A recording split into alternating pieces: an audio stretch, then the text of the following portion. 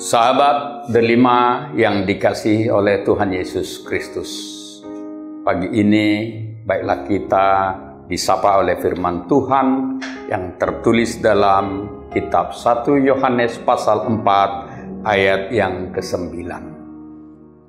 Dalam hal inilah kasih Allah dinyatakan di tengah-tengah kita, yaitu bahwa Allah telah mengutus anaknya yang tunggal ke dalam dunia, supaya kita hidup olehnya.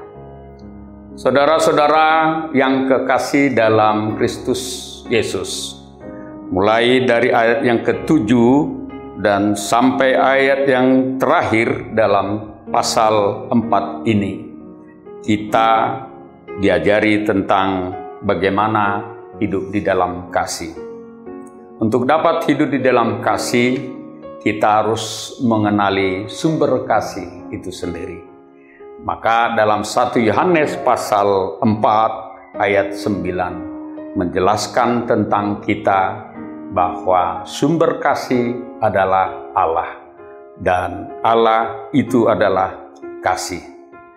Saudaraku yang kekasih dalam Yesus Kristus, pernyataan yang dikatakan oleh Rasul Yohanes ini dimulai dengan kata, dalam hal inilah kasih Allah dinyatakan di tengah-tengah kita.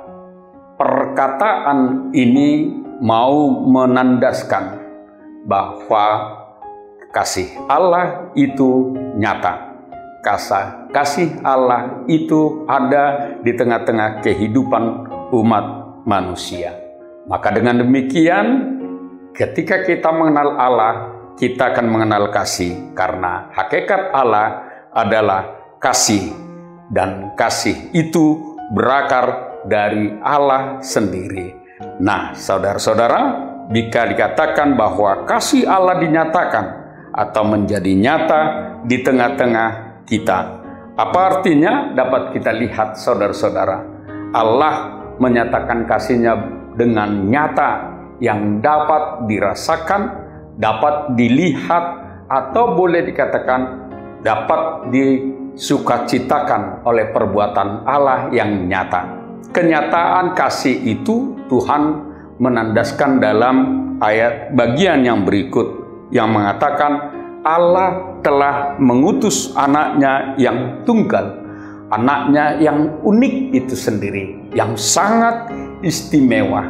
Nah, saudara-saudara, itu mau dikatakan bahwa pernyataan kasih yang nyata ada di dalam anaknya yang tunggal tersebut. Nah, anak yang tunggal itu adalah sebagai penebus dosa kita, karena sebelum kita mengenal Allah, maka kita hidup di dalam dosa. Nah, dengan demikian, saudara-saudara, kasih Allah diwujudkan dalam anaknya yang tunggal tersebut, membebaskan kita, melepaskan kita dari dosa dan maut.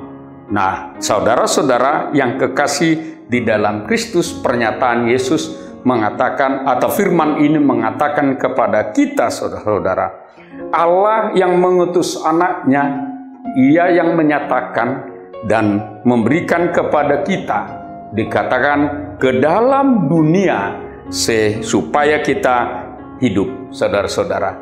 Nah, hanya di dalam Dia kita beroleh kehidupan. Di luar Kristus kita tidak ada kehidupan. Kasih Allah melalui Yesus Kristus, firman ini menunjukkan bahwa kita adalah manusia baru, atau boleh katakan telah dilahirkan menjadi baru oleh Kristus itu sendiri.